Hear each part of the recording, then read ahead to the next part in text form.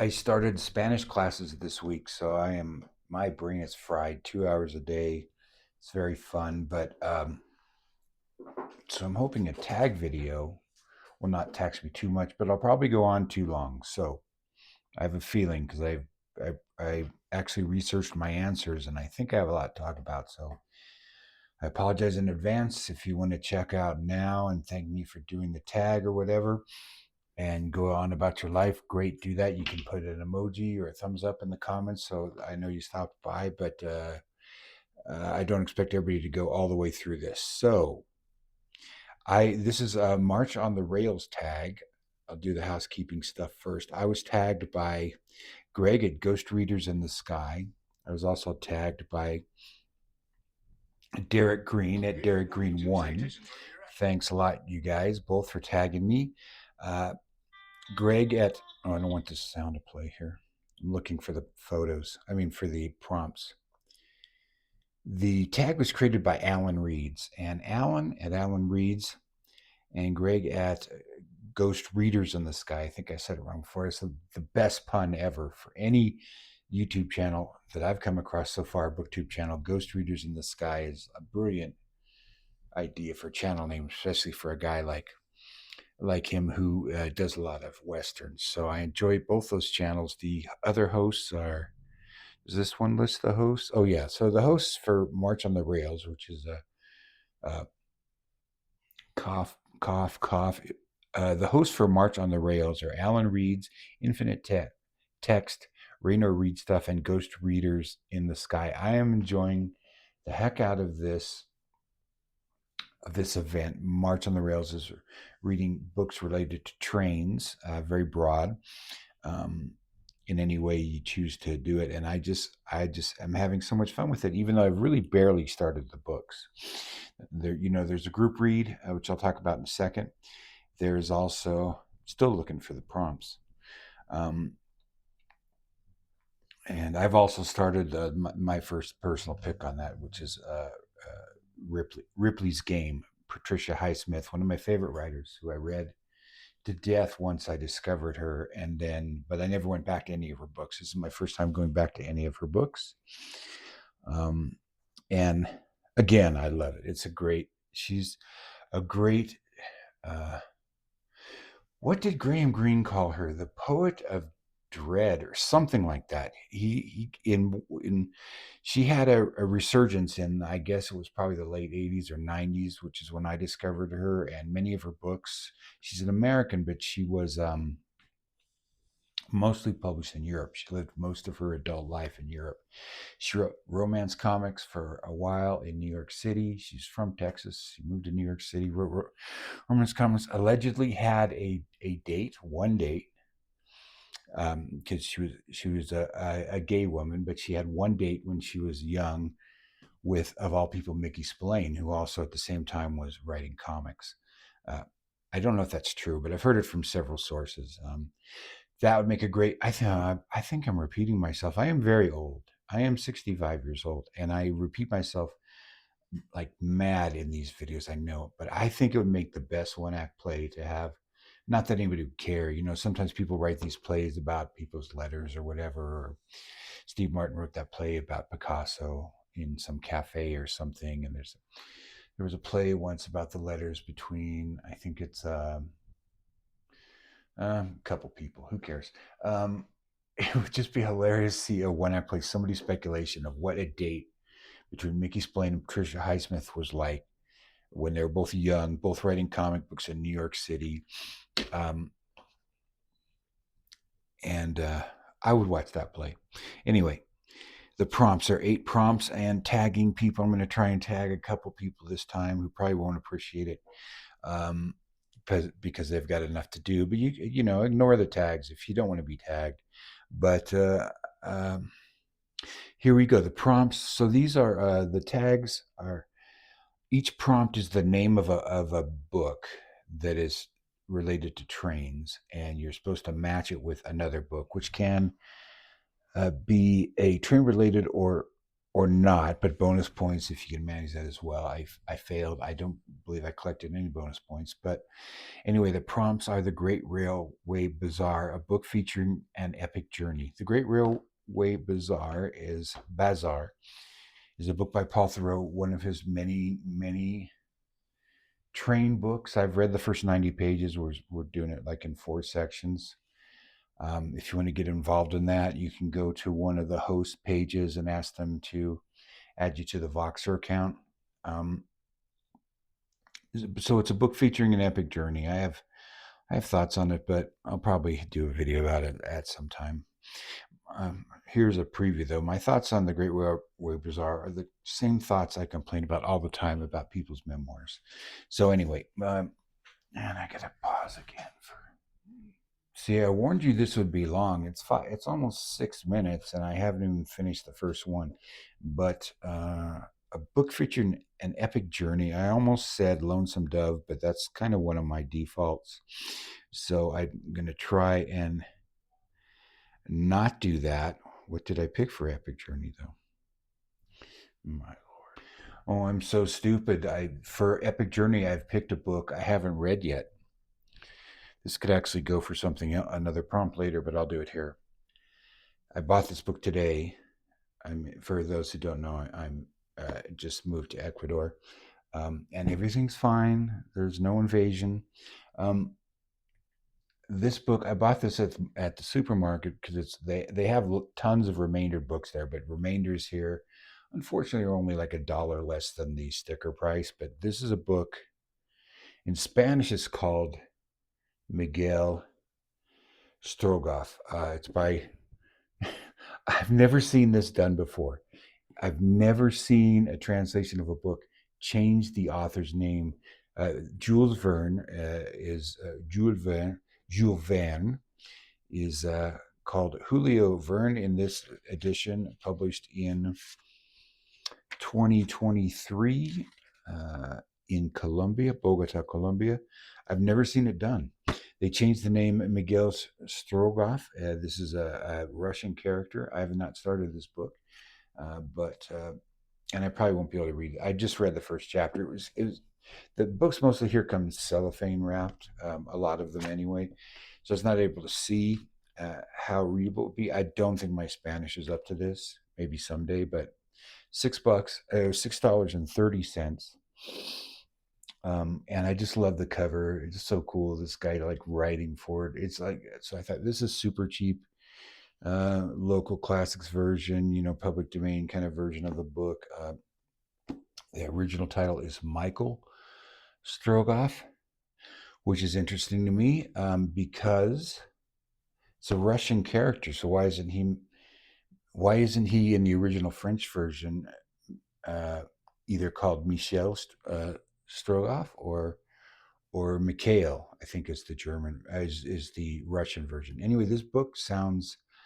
The back, I won't read it. I won't try and translate the back, but I did translate it on Google earlier to make sure I had it right. It's an epic tale because this guy is sent. He is apparently a soldier, but he's also like, uh, uh, um, he's the leader of the of the postal service or something. The Tsar's postal service. It's a historical novel. Uh, there's a sort of a commander. Um, Ivan Orogev is an official who was disgraced and betrayed the Tsar, betray or plans to betray the Tsar of Russia to the who is it, the Cossacks?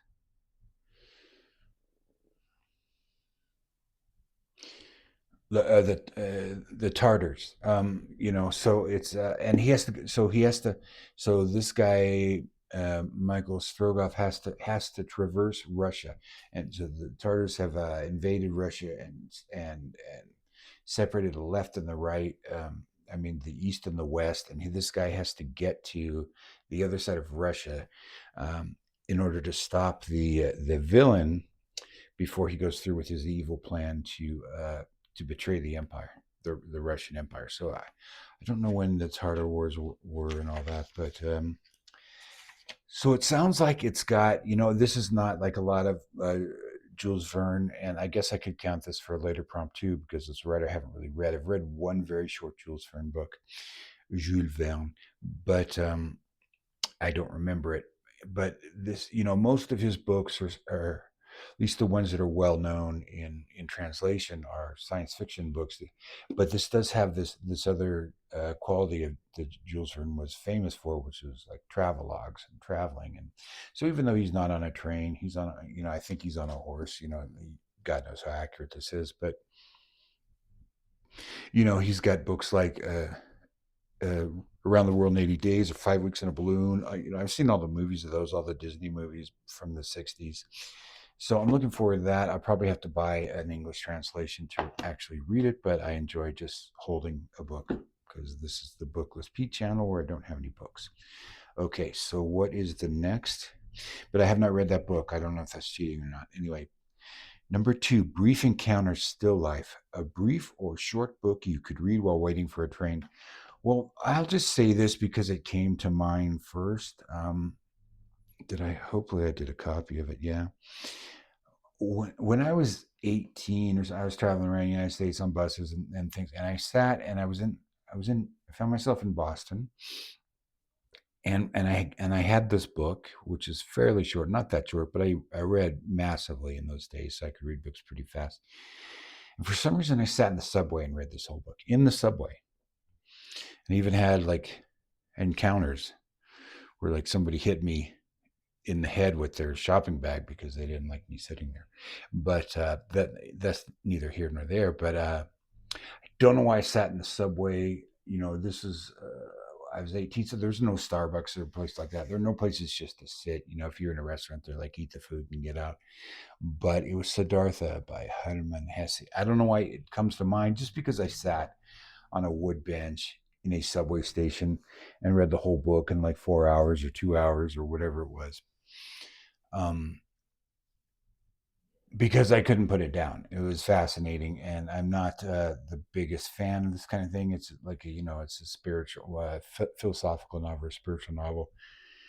I might have read another book by him later in life called The Glass Bead Game, or just read a lot about it, which is a very interesting idea for a novel. And I read part of Steppenwolf. I never finished it, and I almost feel like it's the kind of book you don't have to finish because it's very mood oriented. Steppenwolf's about this guy who's like very mopey and a young, well, probably not as young as he should be. He's probably like getting up there in terms of not getting his life going, but he's got a little money and stuff from family, and he's just talks about what a lone wolf he is, a Steppenwolf, a wolf of the steppes, and he's going his own way. This is a historical novel.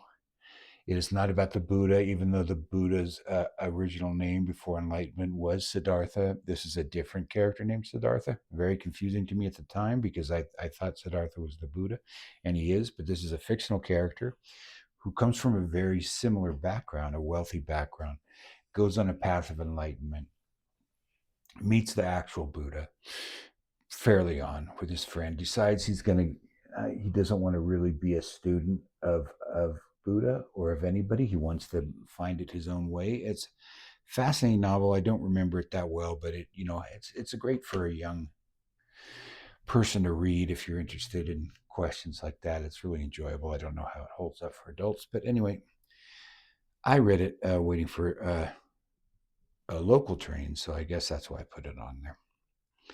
What is next?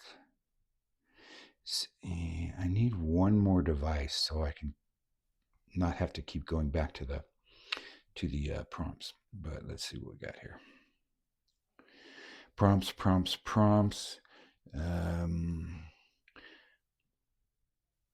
Okay, that was number 2. Well, moving along here. Most people have finished their entire tag by now. Some people did theirs in 10 minutes.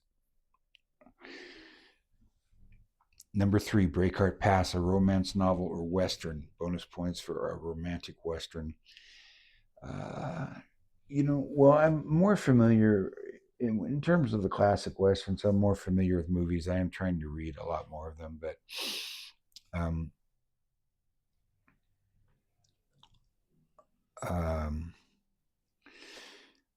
So I went with I couldn't think of a romantic western, although I guess a lot of westerns have an element of romance. What I did instead was picked this very romantic book, actually, Tarzan of the Apes by Edgar Rice Burroughs. I just picked this cover because I was surprised to learn. I kind of knew this happened. That Penguin did a classics, so it's entered the canon.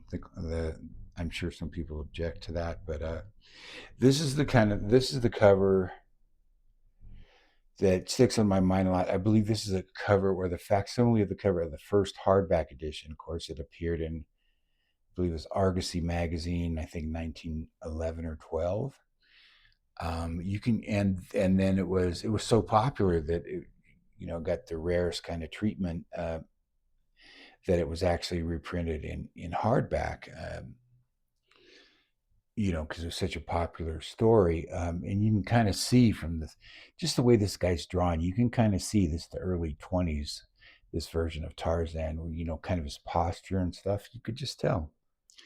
Anyway, it's a tragic, it is among many other things, it is also it is a love story that ends with a bit of heartbreak, a bit of sacrifice, beautiful ending actually, between Tarzan and Jane Porter of the United States. Tarzan, of the Lord of the Jungle, and also Lord Greystoke. He finds out at the last moment. Spoiler alert! If this had been the only book, obviously there's 25 sequels, so we know the love story continues in a different way. But this is really just beautifully done as a standalone. So I like,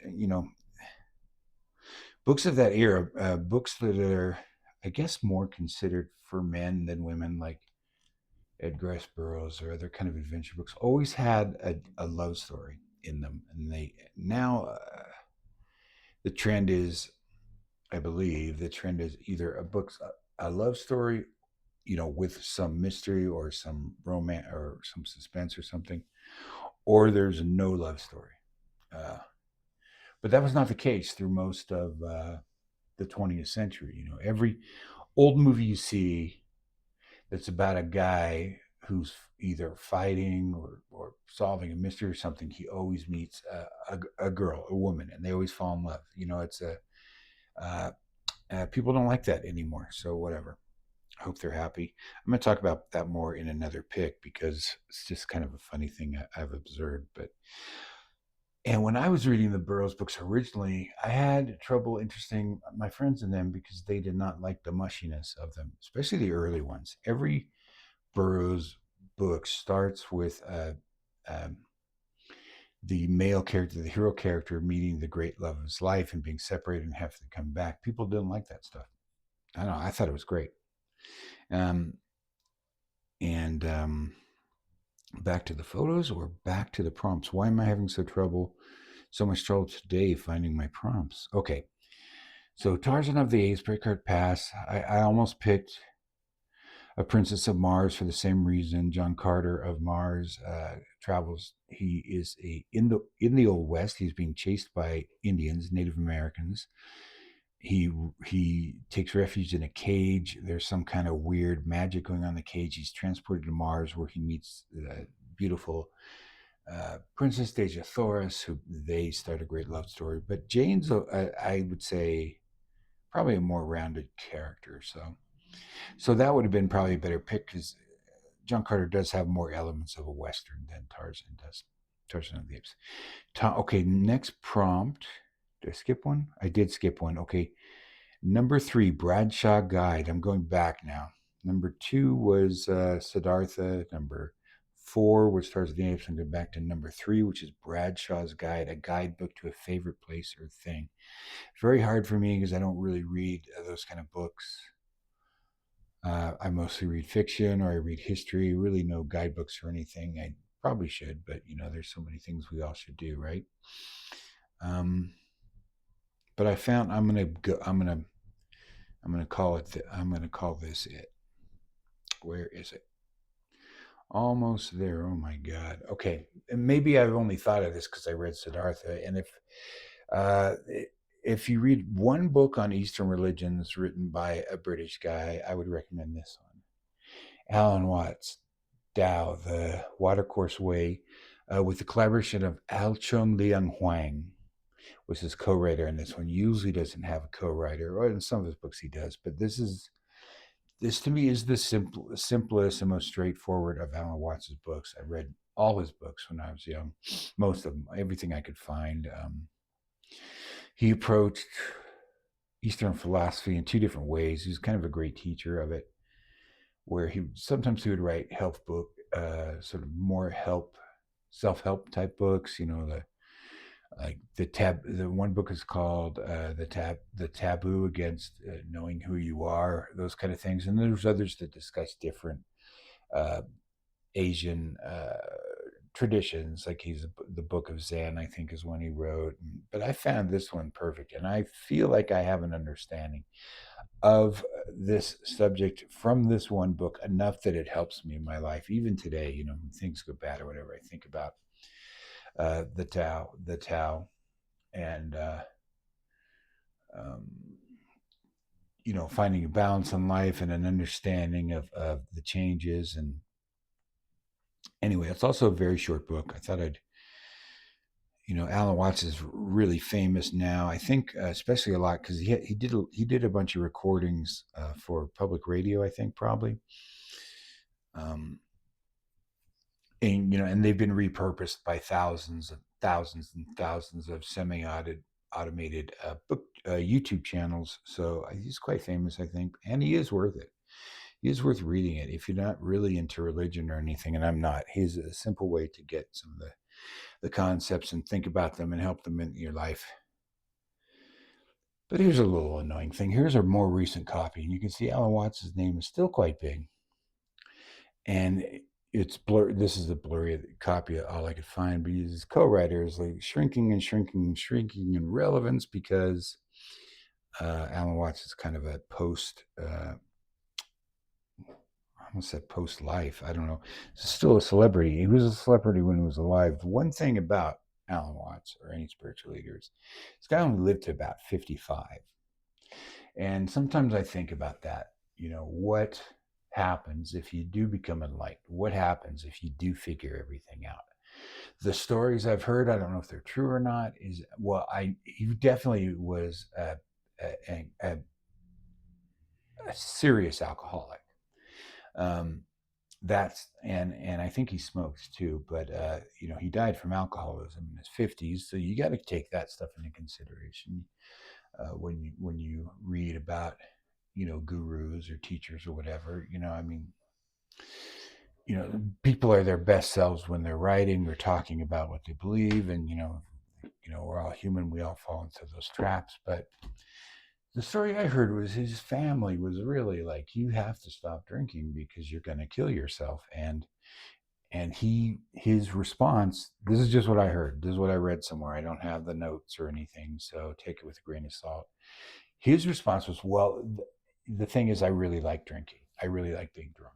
So he had this philosophy, if that's true, of, you know, this is life, your life is going to end, enjoy what you can, you know, try and understand that you're just part of a whole of a whole river of existence or whatever. And so to him, it wasn't really something to hold on to, it was something to enjoy. So he drank himself to death because he wanted to. He's in that way, he's like Nicolas Cage in Leaving Las Vegas. So, you know, never take this stuff too seriously, I don't think. And he would also say the same thing. He would say, you know, don't take it seriously.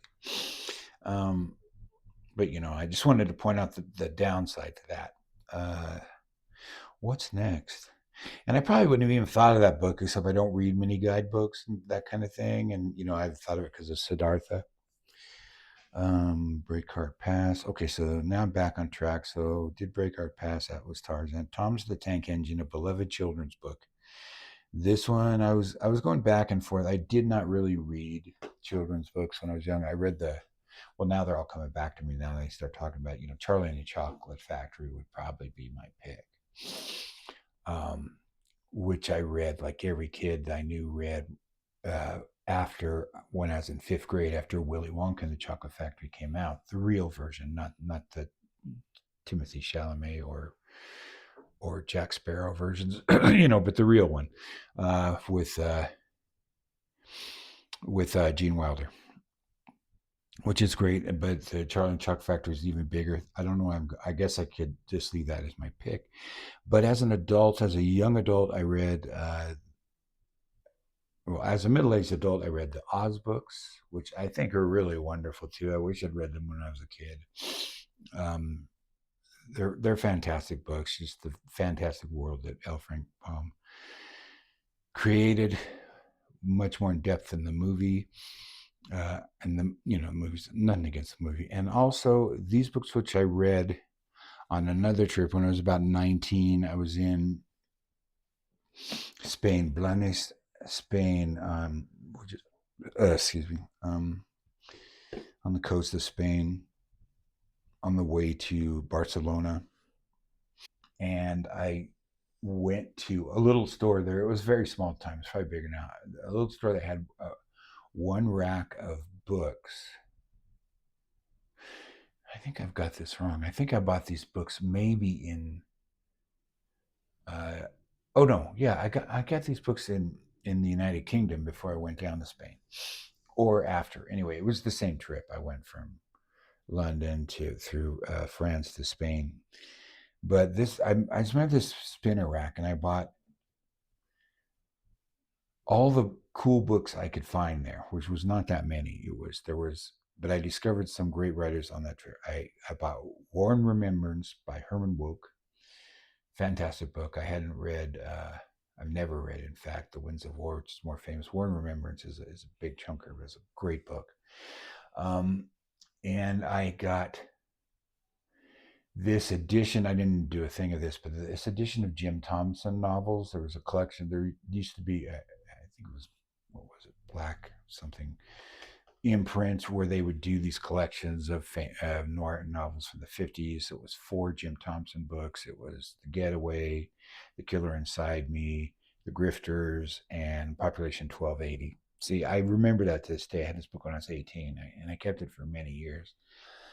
And I was over the moon like a decade later when, similar to what Patricia Highsmith would have around that time, there was a revival of Jim Thompson, Black Lizard, small press. They brought all his books out, and they're fantastic. But the four best, I would say the five best, are the four that were in that collection, which is The Killer Inside Me, Population 1280, The Grifters, and The Getaway. And I would throw in there the other one is Wild Town, which is kind of more of like of a mosaic novel with different characters in this hotel in this oil town, which I enjoyed the hell out of. And all his books are good. You should read them. You don't need me to tell you that.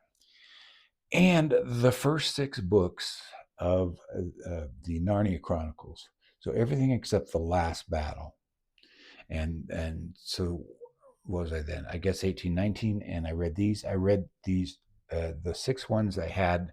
This isn't a copy of the one I had. They did this weird kind of numbering thing on them where they took a book that's like the fourth or fifth book in the series, but it's a prequel. It's called A Horse and His Boy, which is about different characters. It's historical. It's in the past of Narnia. They put that one first, and that was a terrible way to start trying to read the Narnia books. And but anyway, I read them, and I realized what was going on later as I read through them. But they're just fantastic books, and they're about to be ruined by Hollywood because the people who are making the movie right now, Greta Gerwig, and either her co-writer or her producer, this dude has been on social media saying about how they're not going to stick to the books. They're doing their own interpretation. They think the books are old fashioned or whatever, too Christian, whatever it is. Years later, I read The Last Battle, and I really think it's a pretty weak book. It's not really a story. It's kind of like it is too much theology and not enough story. Whereas you can enjoy the rest of the books just on whatever level you want to take them. Obviously, C.S. Lewis had his Christian beliefs, and they imbue his work, but you can read it just as a fun story. I don't know why there's all this religious themes on here. I'm really not into that stuff very much. In fact, There used to be before the internet, before internet dating started. Maybe you remember, like weekly papers and stuff. I had them in Seattle. Would have these personal ads, and they call in and listen to the audio of the person. I don't think I ever made an ad. I think I might have made an ad, but didn't get any response. But anyway, I always thought it would be funny to because they would have these kind of questionnaires. They'd be back in the classifieds or whatever, and they were online, but they weren't like hooked up to anything like we have today. What the kids today have to deal with the swiping and the lefting and the writing. But they would always ask these questions like, who's your favorite sexy actor, your favorite sexy actress. The women always picked Johnny Depp as their favorite sexy actress and actor, and the women seeking men would always put Johnny Depp, and the men seeking women would always put Angelina Jolie. Those were like the only two celebrities that were sexy. But there was always this question, and there's food, and it was just they were just fun to read because the food thing would be like, what do you like to eat? Like, very healthy or like super garbage. Everybody would always put conscious omnivore, consciously healthy, that kind of thing. And people would always put under religion, they would always pick spiritual, not religious. Or they would always say spiritual, not religious. And I always thought if I did an ad, I would say religious, not spiritual. But I'm not religious, but I just thought it'd be a funny, smart ass thing to say. Probably why I never did any good on dating apps. Because this is just I'm spiritual, I'm not religious. It's just such a dumb thing to say. I think it's a continuum. And I don't know why I'm thinking about all these spiritual books today, but I guess these are the books that would appeal to people who are spiritual, not religious, meaning you don't follow any one thing. And I'm really interested in religion as more of like a literary subject, a philosophical subject. So I would not call myself spiritual or religious. Not that you asked. I don't know why I'm going into that. Um, Again, it's been a long week. It's only 2 hours a day, one on one. I wanted to take a class, a 4 hour intensive class with 5 students. They didn't have a class starting. So I said, well, I'll just take uh, tutoring, and 2 hours of Spanish one on one with a tutor is exhausting. And we're even working at a level of a workbook that I think is lower than me, but we have a lot of conversation stuff. So it's the most Spanish speaking I've done in a while. Teachers are very kind and patient and friendly. It's a great little school. It's only $10 an hour, so it's like $100 a week. Which adds up after a while, but I'll just take it for a few weeks. Um, but it's making me loopy, exhausted. Okay, that was a children's book. I'm going with the Narnia books because I read them rarely. I talk about it a lot where I don't. Well, I'm doing more of it now since I started this channel than ever before, but I rarely reread things. But these books were so good that I read them straight through. But of course, I only had like 7 books to read, um, including Winds of War and Remembrance, which I don't think I read twice. The book probably fell apart before I got to read it a second time. This okay, number 6, the Signalman, a ghost story or horror novel. The Signalman being the famous Charles Dickens ghost story, which is okay. It's not my favorite Charles Dickens story. I would say my favorite Charles Dickens ghost story, short story, is, and it's the only short story I read by him that I really like, and I go back to every year. So it was A Christmas Carol. It's a wonderful story. Um, One of the best inspirational spiritual stories ever written, in my opinion. Or as my ex girlfriend used to say, why would you read a children's book every Christmas? But I did anyway. Anyway, well, too much personal stuff in this one for me. See, when my defenses are down, I'm tired. This is how it goes. Okay, number 7, Strangers on a Train, which is of course, the name of the famous Hitchcock movie based on Patricia Highsmith's first novel, Back to Patricia Highsmith. Not her best novel, I don't think. It's very good. I think I talked about Hitchcock Truffaut recently. That when another tag about books about film. They were kind of snotty about it. Hitchcock and Truffaut both were kind of snotty about the source material for Strangers on a Train. They really thought it was not that great a book. And I don't like hearing those stories. I'll be honest. I don't like hearing writers, I mean, filmmakers talk about how they made what they consider a bad book into a good movie. And I mean, sometimes it's legitimate. I think probably Stanley Kubrick felt that way about The Shining. I don't think he thought it was a masterpiece. Obviously, Stephen King famously doesn't think Stanley Kubrick, one of the few geniuses of the 20th century, didn't really meet Stephen King's standards for adaptation, but whatever. Um, I am going to put on this, again, Stefan Grabinski, uh, a Polish horror writer, wrote a great short story and a collection either called The Motion Demon or The Demon of Motion or The Demon of Motion. Great horror stories involving trains, very weird stories. But I'm going to pick unrelated Trains one just because this woman is on my mind all the time. She has a new collection out, or well, she's passed many years.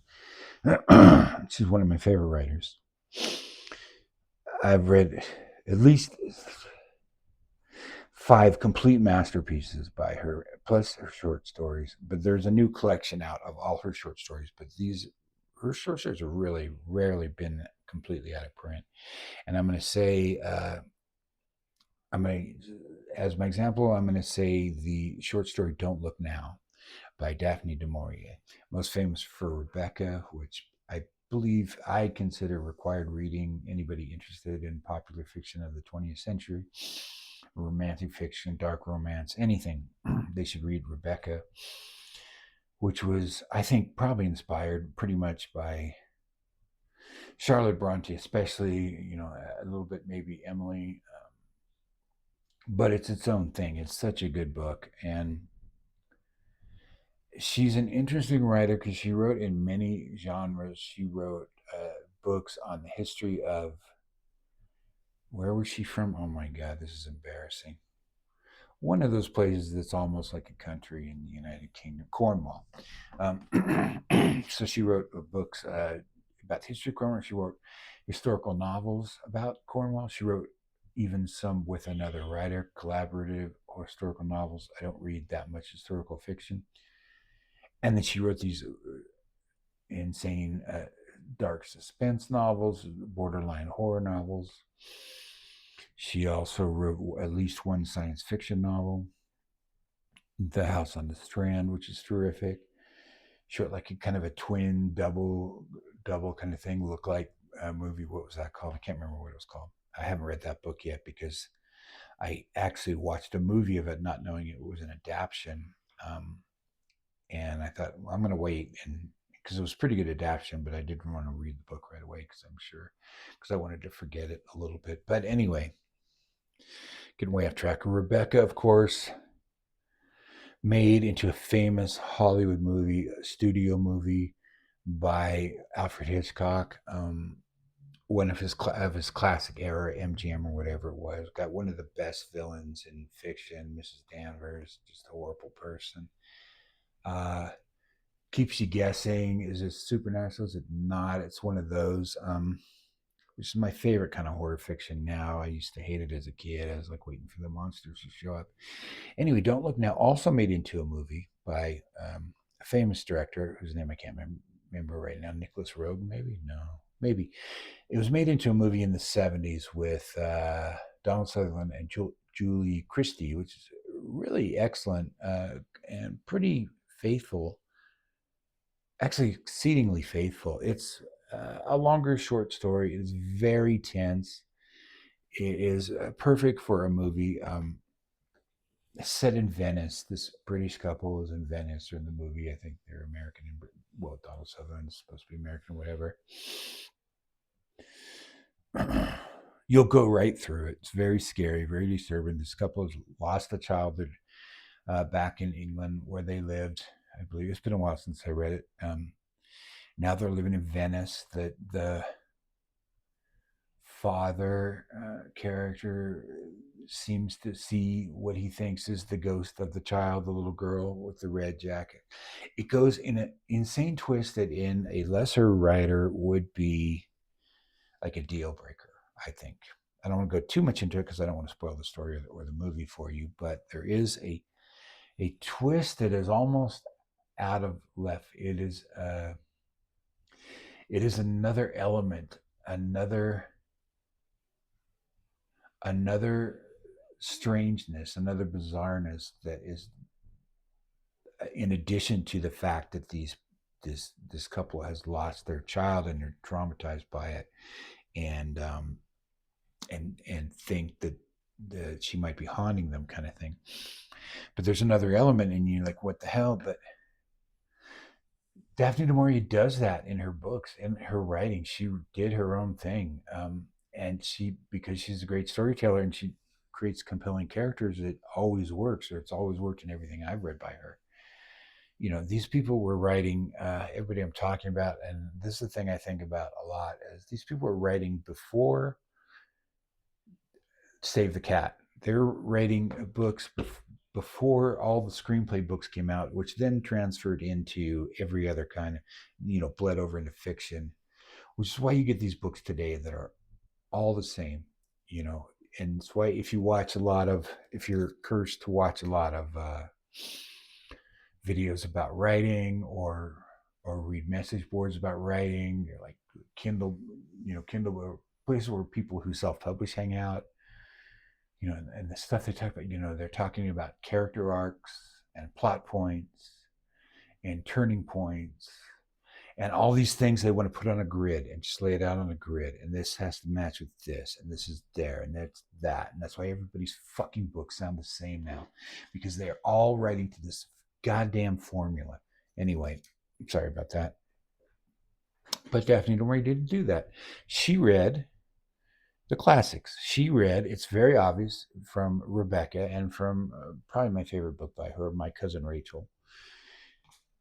She read the Brontes. She read Jane Austen. She read classic books, and then she thought about them, and then she thought about what makes them good and what makes them bad, and how she could do different. This is the kind of thing that older writers used to do. Even in Hollywood, they used to take scripts and they would take them apart and they would read the scripts. To try and figure out how to make more good stories. Not everybody did it naturally, but some of the best people did. And that's why older books have things in them that don't make sense to us, because they don't follow story arcs. They don't follow formulas. They don't follow the hero's journey exactly. They, a lot of those all those grammars of how to tell a story came from people observing actual stories and then putting the elements together. But then when you take that same kind of critical apparatus, this is the inciting incident, this is the blah, this is the save the cat moment, and you put all that out on a grid, and then you try and lay your own concepts over it, it becomes a formula. Whereas these people, in every one of these books, these classic books, you will see how they don't fit the formula perfectly. They are imperfect on that way. And sometimes that leads the writer, the storyteller, into very interesting, one of a kind stories that are like really come out of them as a person and their own life experience, and those are the ones we remember, and the others we forget. And that's the process of building a canon of literature. It's not having a, okay, so let's do a thriller, and what are the turning points of a thriller, and what are the elements of a thriller, and that kind of stuff that people do now, but it's a shame, and it's one of the things that helps AI to create a facsimile of art, because it's just a faster way to create a formula, but it's quite soulless. So, see, I knew this rant was coming, which is why I put the warning at the beginning. So some people like it. And too bad I didn't get to the good stuff until 45 minutes in. But anyway, we're almost done. That's the for the Signalman. I'm saying Don't Look Now. She also wrote another short story that was famously and really uh, unfaithfully adapted by Hitchcock, and I believe I think Ed McBain was the screenwriter on The Birds. She wrote the original story of The Birds, which is also a fantastic story, very tense science fiction story, much more than the movie. Is really not in this her story, The Birds, Daphne du Maurier's story of The Birds. It's more of a science fiction treatment. It's an invasion. It could be locusts, could be shark, whatever. It's a environmental based horror where birds decide they've had enough of human beings. And what's terrific, and it's there's no characters in common with the movie or anything, and I do love the movie, but um, the story's its own thing. It really should be read. This farmer encounters these birds doing all this crazy shit, like smashing in the windows, and he's trying to tell people. And so there was a Saturday Night Live skit a few years ago where they did a parody of the birds, and it was so freaking stupid. Sorry for the swearing in this one, but send the kids to bed. The premise of the Saturday Night Live skit was it's dumb to be scared of birds. Uh, Now, if you've seen the movie, you know it's not dumb because of the way it's treated, and that's 1,000% more so in the book.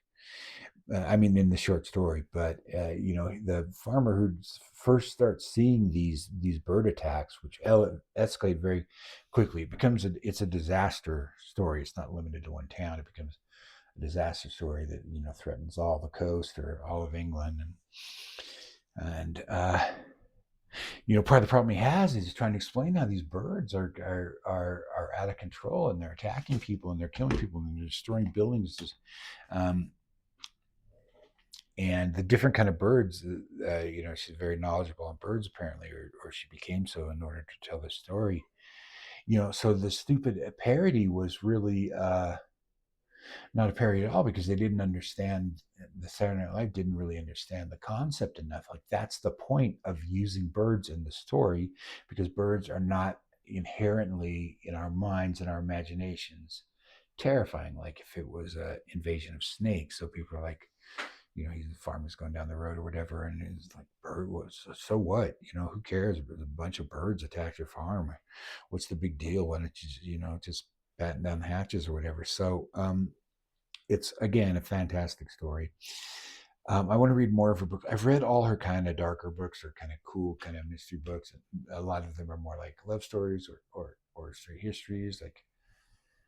And but now that her collection is coming out of the short stories, and I put that on hold at the library on Amazon, I see there's way more books that she wrote than I thought, and some of them also sound very interesting. But I guess the most famous, well, definitely the most famous one is Rebecca, those short stories. Um, she's just such a fantastic writer that she really draws you in with whoever the characters are. Fantastic writer of characters and fantastic writer of mysteries. Meaning not mystery in the crime sense, but mystery in like you're waiting to reveal what the dark secrets of the past are. Kind of like Emily Bronte and Charlotte Bronte. I'm sure that you have to say that Jane Eyre is a huge influence on Rebecca. But Daphne du Maurier makes it her own thing, and it's more modern language in that, because she was writing in the 20th century, the early 20th century, up through the 70s, I think, when she wrote The House on the Strand, which is a time travel novel. And there's a technology in The House on the Strand. It's a drug that folks discover that allows you to travel through time, but it is a technology. It's just a chemical technology as opposed to like a machine. So I definitely say it's literally a science fiction novel. Um, And my favorite one, my cousin Rachel. They're almost like companion novels, in my opinion. Rebecca and my cousin Rachel, and they've both been made into good movies too. So if you want to try that out first, my cousin Rachel, there's a version with Richard Burton. It's pretty good, but I must confess, I prefer the more recent version with Rachel Weisz because it's got Rachel Weisz in it, who's like perfect for the character. Um, I don't even remember who played in the Richard Burton version. Maybe like Merle Oberon or something. No, I don't know. I shouldn't go off into my poor remembering of actors' names, but my cousin Rachel is kind of like the male version of Rebecca. Rebecca, the protagonist, is a young woman who's marries an older guy who had been widowed, and he takes this young woman back to his estate, Manderley, in England. I think they meet when they're both on holiday for something, and he's not super old, but he's older than her. He's experienced. It's that kind of that romantic trope of the older experienced man and the young woman, and that's the female fantasy. That's I'm not saying that's from a male perspective of what that is. It would be a very different book if it was, but that's what at least in classic books. I don't know how people feel about it today, but it's a common trope of a young innocent woman marrying like an older man who seems kind of dangerous, who might be very dangerous or might turn out to be a swell guy as as things go. But then, and so for me, as a dude bro, as a highly uh, high testosterone, test, testosterone, my testosterone, my testosterone is so high I can't even say the word. Dude bro kind of thing. I like my cousin Rachel because it's the same kind of obsessive love story, but from a man's point of view. Not exactly the same because he's it's from man's point of view. A mysterious stranger comes to his estate who had been married to his uncle, who was his benefactor all his life. This woman shows up and it just blows his mind, rocks his world and stuff, and he's not really sure if she's bad. Did she manipulate herself into marriage with the uncle who passes away before the story starts or when it starts? So and he calls her she's since he's the nephew, but he's the landowner. He refers to her as my cousin Rachel because she was married to his uncle, briefly, possibly. And so we have to see what kind of person she is. And it's just a really gripping novel. I think it's wonderful. Again, it's probably maybe her second, or no, I guess it's probably her third. Jamaica Inn is another one. It's more of a suspense novel about smugglers and a woman who works in an inn. Like again, a young uh, woman who works in an inn or a pub or whatever you call it, and gets involved with these smugglers, like a kind of against her will kind of thing. And that's a great book too. And these have all been adapted very well because they just happen to lend her work seems to lend itself to good adaptions. So that's enough about. Maybe I should have just retitled this Daphne du Maurier. But you got to read Daphne du Maurier, guys. What are you doing if you're not? Okay, so the next one is I got to find the title of it again. The title of the prompt. I am sorry, I'm having so much trouble finding prompts today. I need 3 phones. I need a phone for me to look up stuff on YouTube. I need a phone for my photos of my images of my books, and I need a phone to record on. But I've only got 2 phones. It's really tough being me with my 2 phones. Okay, next one. So that was Strangers on a Train. Okay, no, that was all about number 6, the Signalman. 2 more questions. Number 7, Strangers on a Train. A new book you hope to read this year. Doesn't have to be published this year. I'm still going to go with, I've talked about this in other videos. Really thought I was going to read it this month, but it's not quite long enough for March of the Mammoth. So I really do want to read it this year. I really want to commit this. Not a new author to me. I've read Death in Venice, which is a novella, which you could also read on train. It's very short. And Bud and Brooks, which is an early novel by him. It's kind of more of a 19th century novel about a family history of a rich family, a very common subject for a 19th century novel, which in the end becomes very modern in the last section because it's more psychological, more interior of one child in the family. I believe this is more of a psychological, philosophical novel. It's about a guy, an engineer who has some kind of, young engineer has some kind of problem, so he has to go to a sanitarium. So kind of like what's being parodied in by the Jude Law character in that movie. Kind of like Jude Law in the Grand Budapest Hotel. He's kind of, which is being kind of, that's more of a comic treatment of the same kind of trope from Eastern Europe, Eastern European fiction of a young intellectual guy who gets sent to a sanitarium in the mountains.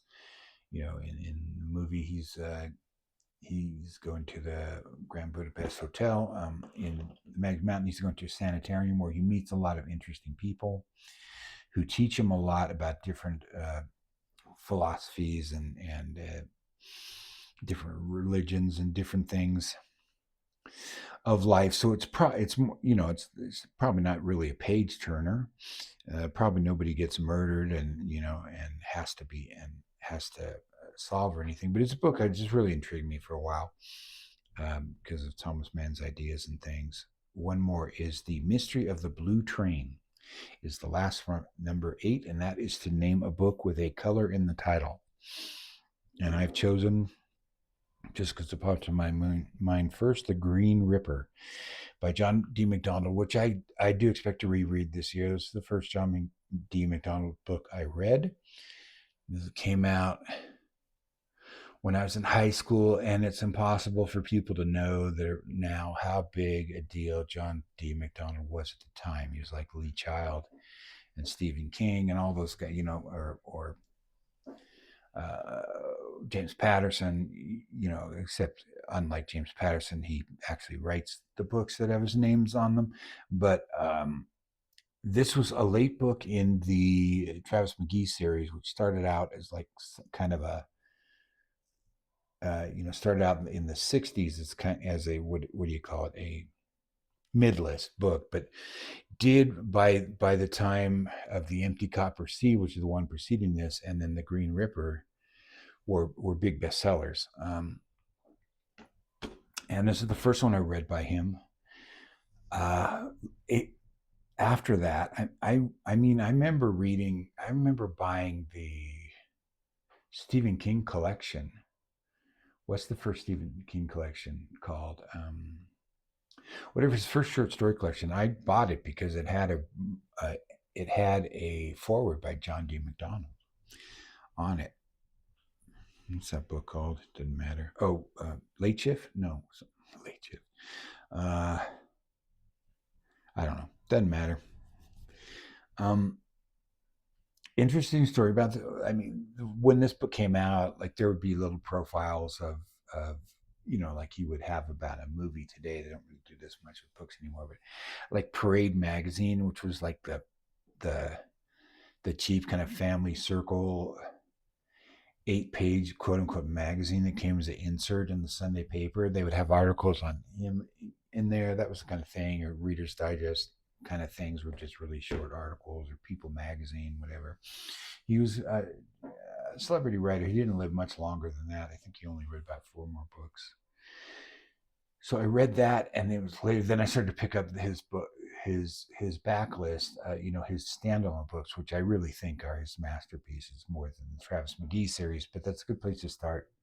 It's really all anybody cares about today in the mainstream of reading, because he was kind of revived by being praised by Lee Child in the introduction to The Killing Floor, the first Jack Reacher book. The Reaches of that, he phrases John D. McDonald. And Travis McGee to the Heavens, which is good, but there's still series books, and I don't know why series books are so why they just take over everything when people don't really like standalones as much. But standalones are great because the stakes can always be higher because you don't have to preserve the formula for the next book. And John D. McDonald's pretty good at stretching the formula, as is Lee Child, I would say, so that not every book seems the same. And then sometimes people get upset because not every book is the same. They want the same but different. But an interesting anecdote about this book was the title, The Green Ripper, which you can probably tell is a pun on the Grim Reaper. And the pun apparently came from his child or his nephew, something like that, who was terrified of the Green Ripper because she or he had heard the term the Grim Reaper and thought it was and misheard it as kids do, and came up with this great poetic, terrifying image, the Green Ripper. The book is not my favorite, but it is a wonderful cover, a wonderful. It's kind of a different type adventure for Travis McGee. He really, early in the book, he really is pretty convinced he is not going to come back alive from what he decides to do. It's a revenge type book. So it's actually pretty well written. I'm looking forward to reading it again. I think I'm about 3 books from there in the series. So that is that. I'm going to tag Kevin Toll Reads. Sorry, Kevin. I should have apologized at the beginning. If you're still here, I know you have a time crunch now. And I'm going to tag Steve Donahue because I haven't seen if anybody's tagged him yet. He should do this if he wants to do tags. He's also very busy, and I think both those guys know to ignore tags if they don't want to do them. So anyway, that's all I'll tag. Enjoy your train books, your non-train books, whatever you're doing, and I'll talk to you later.